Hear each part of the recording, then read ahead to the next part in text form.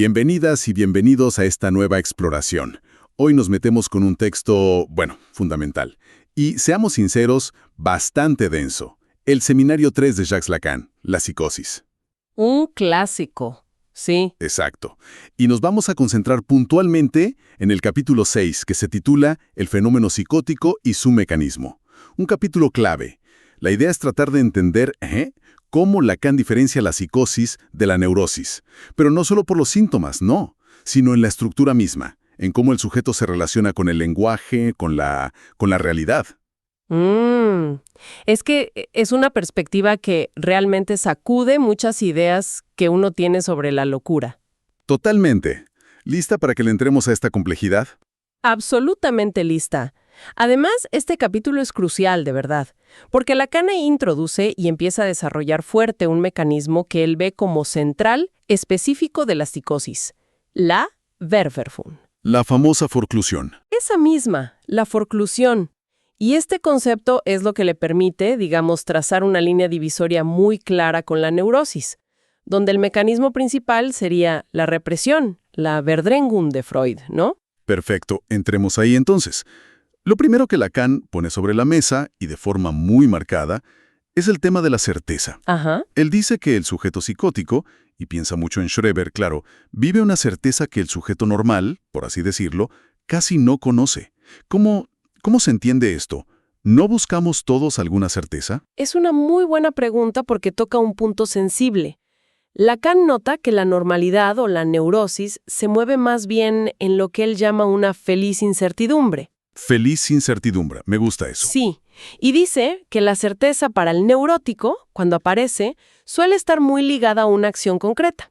O sea, me siento seguro porque estoy haciendo algo, o porque comprobé algo, ¿se entiende? Entiendo. Una certeza más pragmática, quizás. Podríamos decir. En cambio, en la psicosis, la certeza se pega a fenómenos que, desde afuera, nos pueden parecer delirantes, pero que para el sujeto tienen un peso de realidad. Absoluto.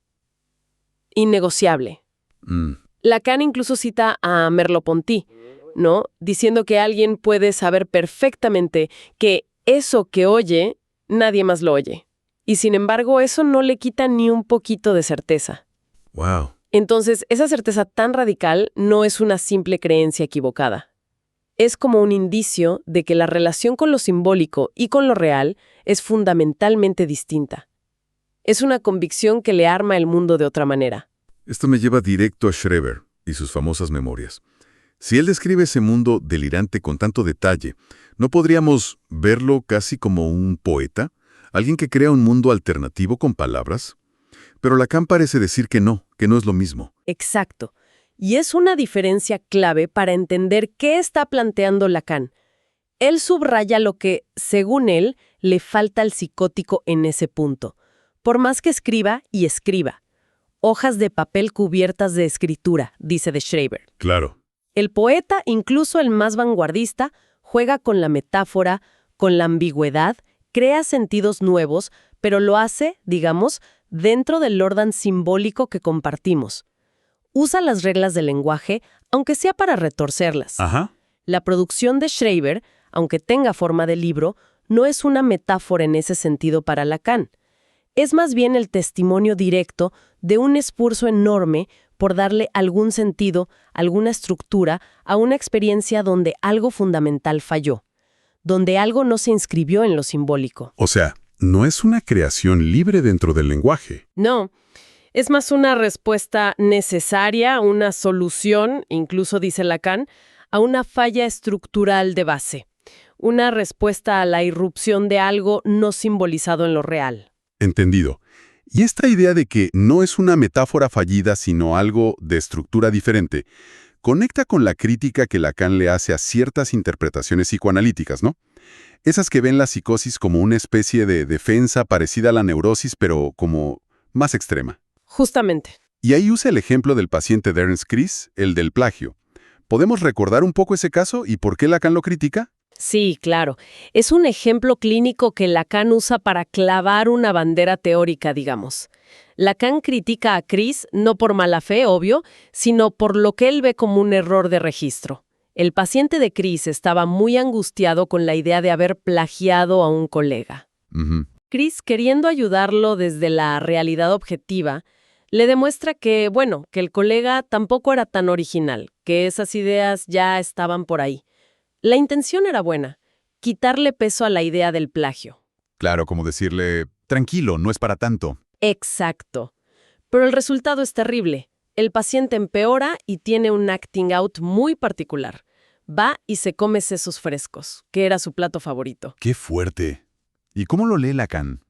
Lacan dice, Chris se enfocó en la realidad externa, en si las ideas eran originales o no, pero ignoró que para el paciente el problema era la idea de plagio, el peso simbólico que eso tenía para él, quizás tocando algo de su identidad, de su lugar en el mundo. Ah, claro. Al querer arreglar un problema simbólico con una solución realista, Chris como que pifia el registro. Y la respuesta del paciente, comer los sesos, Lacan la lee como una respuesta en lo real, como un cortocircuito donde lo simbólico quedó afuera. Entiendo. Y eso le sirve a Lacan para mostrar dos cosas: que no podemos pensar la psicosis con el mismo molde de defensa que la neurosis y el peligro de confundir los registros, intervenir en la realidad cuando el drama es simbólico o al revés. Esa distinción de registros simbólico, imaginario, real, está en Lacan. Y parece que nos lleva directo al hueso de este capítulo, la Verwerfung. Al corazón mismo, sí. Si el mecanismo de la psicosis no es la represión, la Verdrängung de la neurosis, ¿qué es entonces exactamente la Verwerfung? ¿Por qué usa esa palabra alemana tan específica? Bueno, llegamos al núcleo. Lacan propone la Verwerfung como el mecanismo específico de la psicosis. La traducimos como forclusión, a veces repudio o rechazo primordial. ¿Y la retoma de Freud? Sí, la retoma de Freud, que la usó pero de forma más dispersa, y Lacan le da un estatuto conceptual central. ¿Por qué el alemán?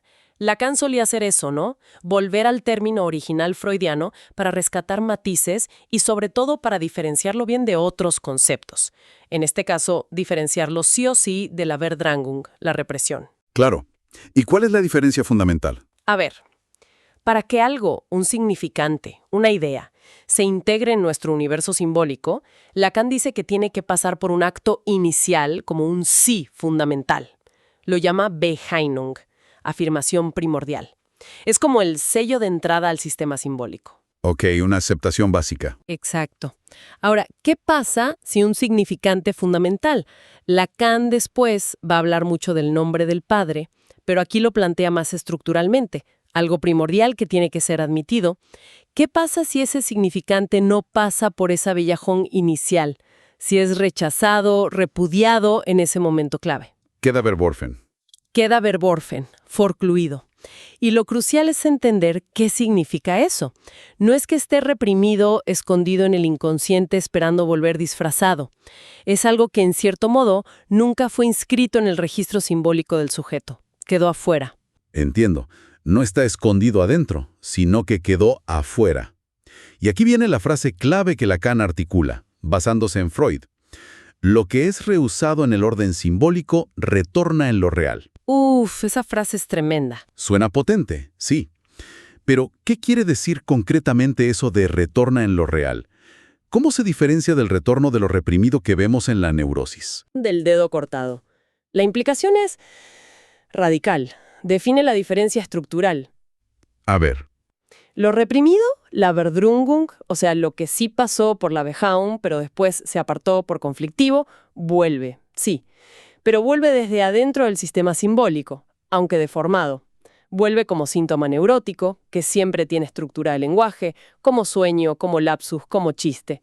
Siempre son formaciones mediadas por lo simbólico. Mensajes cifrados que se pueden interpretar. Ok, mensajes desde el inconsciente simbólico. Exacto. En cambio, lo forcluido, la Verwerfung, lo que nunca entró a lo simbólico, cuando retorna, porque parece que nada se pierde del todo, no retorna desde el inconsciente simbólico, retorna desde afuera, directamente en lo real. ¡Wow! ¿Y eso cómo se ve? No es un mensaje cifrado, es una presencia, algo que irrumpe en la experiencia del sujeto de forma cruda, directa, sin metabolizar simbólicamente. clínicamente, bueno, son los fenómenos psicóticos por excelencia. La alucinación, la voz que se oye como si viniera de afuera, la visión que se impone o esa certeza delirante de la que hablábamos al principio. Esa que no se deja discutir porque para el sujeto tiene el peso de lo real mismo. Es algo que se impone desde esa exterioridad. Entiendo la distinción. Lo reprimido vuelve como mensaje simbólico disfrazado. Lo forcluido irrumpe como presencia real no simbolizada. Ahora, esta diferencia de mecanismo, ¿cómo afecta la experiencia concreta del sujeto? Por ejemplo, frente a una pulsión, una tendencia interna. Lacan menciona la tendencia pasivizante u homosexual que Freud vio en Schreber. ¿Cómo se manejaría distinto eso en neurosis y psicosis con este esquema? Lacan usa ese ejemplo para ilustrar las consecuencias. En un sujeto neurótico, una tendencia así, si le resulta conflictiva, sería reprimida, Verdrängung, y después retornaría simbólicamente, en un síntoma conversivo, una fobia, una formación reactiva, como una homofobia muy marcada, por ejemplo, en sueños. El sujeto negocia simbólicamente con eso. Exacto. Crea una formación de compromiso. Ahora, en la psicosis, si esa misma tendencia aparece y choca con el agujero dejado por el significante fundamental que fue forcluido, Verworfen, ese significante que hubiera permitido darle un lugar simbólico a esa posición, a esa diferencia, Lacan lo liga a la función paterna, a la castración simbólica. Bueno, ahí no hay mediación simbólica posible. No hay represión en el mismo sentido. No hay cómo arreglárselas simbólicamente. Justamente. ¿Y qué pasa entonces? Lacan describe lo que llama una verdadera reacción en cadena a nivel de lo imaginario. Como falla lo simbólico, el registro imaginario prolifera de forma descontrolada. Intenta suplir, dar una cobertura, una explicación, una narrativa a ese agujero y a lo que retorna desde lo real. Y ahí entra el delirio. Ahí Lacan sitúa la génesis del delirio. Las fantasías de Schreber de transformarse en mujer, su relación con Dios, todo ese edificio delirante es leído como un intento de reconstrucción imaginaria para dar cuenta de algo que no pudo ser simbolizado. Incluso su lengua fundamental. Incluso esa lengua extraña que inventa Schreber, con palabras nuevas y reglas raras. Aunque parezca un lenguaje roto, para Lacan muestra que la exigencia del significante sigue ahí. La necesidad de nombrar, de ordenar, aunque sea creando un sistema propio para intentar manejar ese mundo alterado por el retorno en lo real. Es realmente fascinante. Entonces, lo que Lacan está planteando acá es que la estructura misma de la realidad que cada uno experimenta no es algo fijo, sino que depende de estas operaciones simbólicas primordiales, de si ciertos significantes claves se inscribieron o no. Exactamente. Ese es el alcance tan radical del planteo de Lacan en este capítulo y en todo el Seminario 3. El orden simbólico, el lenguaje, no es solo una herramienta para hablar sobre la realidad. El orden simbólico estructura nuestra realidad, la hace humana, la diferencia del puro caos de lo real. Claro. Por eso, la Verbarfung, la forclusión de un significante esencial, no causa solo síntomas dentro de una realidad intacta. Lo que produce es una alteración de base en la relación misma del sujeto con lo real. Lo que se excluyó de lo simbólico no desaparece sin más, retorna, pero por otra vía, directamente en lo real. Y de forma a menudo terrorífica o enigmática. Claro, como en las alucinaciones auditivas imperativas, o en esa certeza delirante que no admite duda, porque para el sujeto es lo real. Bueno, hagamos una recapitulación de esta inmersión en el capítulo 6. Si tuviéramos que destilar la clave lacaniana para diferenciar psicosis y neurosis que se presenta acá, sería que la diferencia está en mecanismos radicalmente distintos frente a lo insoportable, a lo no simbolizado de entrada. No es la represión, la Verdrängung, donde lo que vuelve lo hace disfrazado, dentro de lo simbólico, sino la forclusión, la Verwerfung, donde lo rechazado de lo simbólico primordial vuelve sin filtro directo en lo real. Precisamente. Y esto cambia totalmente la perspectiva clínica y teórica. La psicosis, vista así, no es primordialmente una defensa fallida o una simple pérdida de contacto con la realidad. Sin una estructura diferente. Sería una estructura subjetiva diferente. con su propia lógica, aunque sea muy otra, una estructura marcada por una relación particular con el lenguaje, con lo simbólico, que se origina en esa falta inicial, en ese agujero en la trama simbólica. Y lo que vemos como delirio o alucinación es, desde acá, la manifestación de ese retorno en lo real. Y los intentos del sujeto por ordenarlo. Y a la vez, los intentos a menudo desbordantes, imaginarios, que el sujeto hace para darle algún tipo de orden, de sentido, de anclaje a esa experiencia que irrumpe. Y esto inevitablemente nos deja pensando. Si la ausencia, la Verwurfung, de un solo significante fundamental puede tener efectos tan profundos, alterando la estructura misma de la experiencia y la realidad para un sujeto, ¿qué nos dice eso sobre la solidez que le damos a nuestra propia realidad normal, la de todos los días? ¿Hasta qué punto esa normalidad depende profundamente de que esos significantes fundantes se hayan inscrito exitosamente, aunque quizás de forma inconsciente, contingente?